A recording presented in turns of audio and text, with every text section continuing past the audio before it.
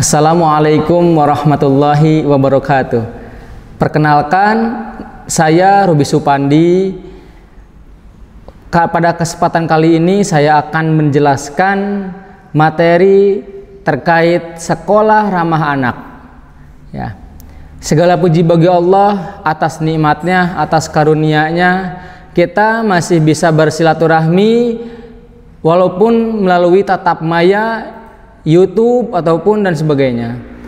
Baik, semoga kita semua selalu diberikan kesehatan, selalu diberikan panjang umur serta keberkahan oleh Allah Subhanahu wa taala.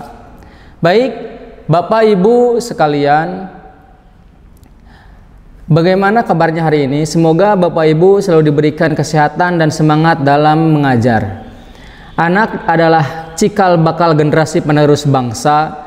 Keberhasilan dalam mendidik anak menjadi indikator keberhasilan di masa mendatang.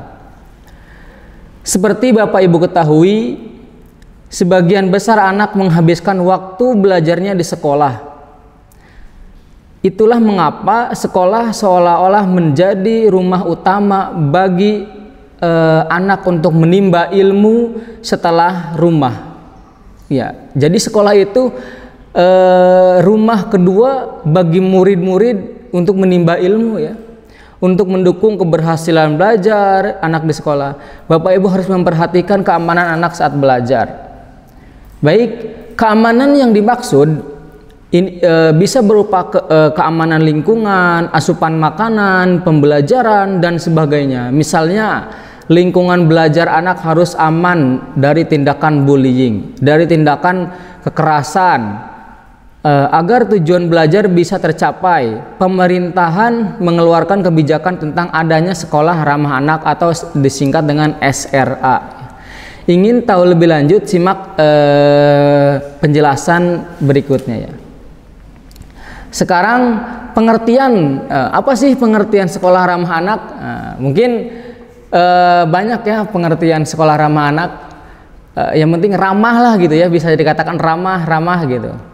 Sekolah ramah anak adalah unit satuan pendidikan baik formal, non formal dan informal yang mengutamakan keamanan, kebersihan, kesehatan, kepedulian, berbudaya lingkungan hidup, memberikan jaminan, memenuhi, menghargai hak-hak anak serta melindungi anak dari kekerasan, diskriminasi, bullying atau tindakan kekerasan dan sebagainya.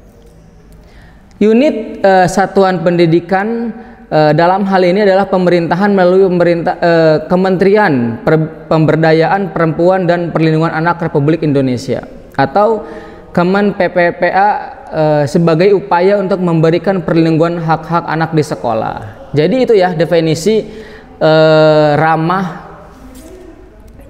definisi sekolah ramah anak seperti itu. Lanjut, sekarang apa sih yang melatar belakangi adanya sekolah ramah anak gitu.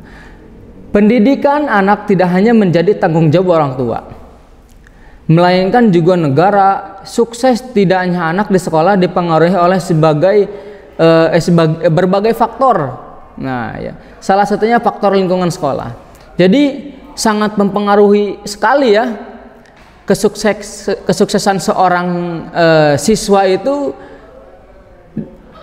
dengan lingkungan sekolah. Bapak Ibu mungkin sering melihat pemberitaan di media, berita-berita di media seorang guru tega melakukan tindakan kekerasan kepada peserta didik. Tindakan tidak hanya itu, antara peserta didik juga berpotensi berbuat kekerasan seperti bullying. Itu yang sering terjadi di lapangan, ya. Komisi Perlindungan Anak Indonesia atau KPAI mencatat pada tahun 2014-2015 sekitar 10% kekerasan yang dialami anak berasal dari guru. Nah, jika hal itu dibiarkan secara terus-menerus, bagaimana nasib pendidikan anak Indonesia? Nah, dilatar belakangi oleh hal-hal itu, pemerintah melalui Kementerian Pemberdayaan Perempuan dan Perlindungan Anak membentuk sekolah ramah anak. Nah, tujuannya apa? Yang dimaksud untuk menjamin hak-hak anak selama di sekolah sehingga keamanan anak bisa selalu terjaga gitu. Keamanan yang dimaksud tidak sebatas keamanan psikis atau fisik ya, melainkan juga kesehatan. Jadi inilah yang melatar belakangi dibentuknya sekolah ramah anak, supaya anak itu tidak terganggu ya fisiknya, gitu, seperti itu ya. Sekarang prinsip sekolah ramah anak. Apa aja sih prinsip-prinsip sekolah ramah anak? Yang pertama, non diskriminasi, artinya anak bisa mendapatkan haknya tanpa adanya diskriminasi. Jadi ketika anak ingin mendapatkan haknya tidak susah ya, tidak ada diskriminasi terhadap peserta didik. Yang kedua, kepentingan terbaik bagi anak, artinya semua kebijakan atau keputusan yang dibuat nantinya benar-benar terbaik bagi bagi pendidikan anak. Jadi kepentingan untuk peserta didik itu ya nomor satu gitu ya, memberikan yang terbaik lah gitu agar bisa lebih baik untuk kedepannya, seperti itu ya. Yang ketiga, hidup, keberlangsungan hidup dan perkembangan, artinya lingkungan sekolah memperhatikan martabat anak, memberikan jaminan anak perkembangan setiap anak, seperti itu ya. Yang selanjutnya, penghormatan terhadap pandangan anak, artinya menghormati setiap pandangan anak yang berpengaruh pada perkembangannya.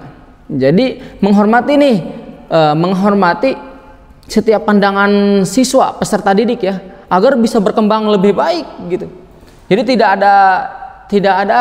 ada kekangan terhadap peserta didik.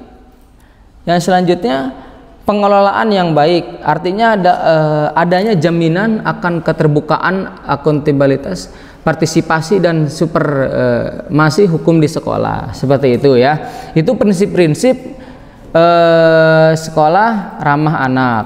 Selanjutnya, konsep sekolah ramah anak. Seperti apa sih konsep sekolah ramah anak? Konsep sekolah ramah anak itu disingkat dengan barisan. Yang pertama, B-nya bersih, A-nya aman, R-nya ramah, I-nya indah, I-nya inklusif, S-nya sehat, A-nya asri, N-nya nyaman. Itu ya, itu konsep sekolah ramah anak. Jadi bisa disingkat dengan barisan. Nah, seperti itu ya. Terus terakhir, ciri-ciri sekolah ramah anak. Nah, bagaimana sih ciri-ciri sekolah ramah anak? Nah, satu, semua penghuni sekolah anti terhadap segala bentuk kekerasan. Nah, baik kekerasan verbal atau dan non verbal. Jadi tidak ada kekerasan di sekolah, gitu ya. Semuanya dilaksanakan dengan secara baik-baik, gitu. Tidak ada kekerasan. Ketika ada siswa atau siswa yang melakukan kesalahan, tidak dihukum dengan kekerasan, gitu ya. Itu salah satu ciri-cirinya. Yang kedua, selama sekolah anak tidak pernah mendapatkan perlakuan tidak mengenakan, misalnya kekerasan oleh guru maupun oleh murid. Nah, jadi ketika di sekolah anak itu tidak menerima kekerasan ya, baik dari guru, baik dari teman-temannya ya gitu, teman yang lainnya, seperti itu. Yang ketiga, anak mendapatkan perlakuan adil tanpa melihat latar belakang, suku, ras, agama, warna kulit dan sebagainya. Jadi tidak ada membeda-bedakan latar belakang ya gitu, baik agamanya, baik warna kulitnya gitu kan, sehingga tidak ada bullying, tidak ada kekerasan terhadap peserta didik satu sama lain. Yang selanjutnya, nomor 4, anak merasa enjoy, aman dan nyaman saat berada di sekolah, seperti itu ya.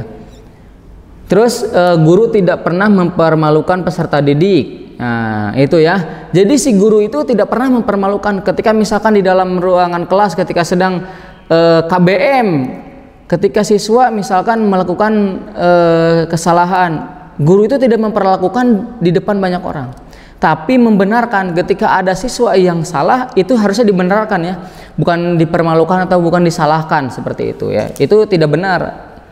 Yang selanjutnya, makanan di kantin sekolah terjaga kebersihannya, seperti itu. Itu wajib ya, apalagi kita di masa pandemi seperti ini harus selalu menjaga kesehatan, menjaga imun dan iman ya, iman kita harus selalu dijaga, jangan hanya imun seperti itu. Yang ketujuh, rasa peduli anak terhadap lingkungan sekitar semakin meningkat setelah masuk di suatu sekolah. Jadi kita harus anak itu harus selalu menjaga lingkungan kebersihan ya, lingkungan sekolah, tidak membuang sampah sembarangan seperti itu ya, tidak jorok dan sebagainya. Yang kedelapan, tata tertib sekolah dijalankan secara terbuka atau transparan dan anti diskriminasi ya, seperti itu ya. Jadi tata tertib sekolah, aturan-aturan sekolah itu dijalankan secara baik oleh para guru dan siswa gitu. Seperti itu ya. Mungkin itu penjelasan untuk materi sekolah ramah anak. Semoga bermanfaat. Saya tutup dengan akhirul kalam. Wallahul muwaffiq ila aqwamit thoriq. Assalamualaikum warahmatullahi wabarakatuh.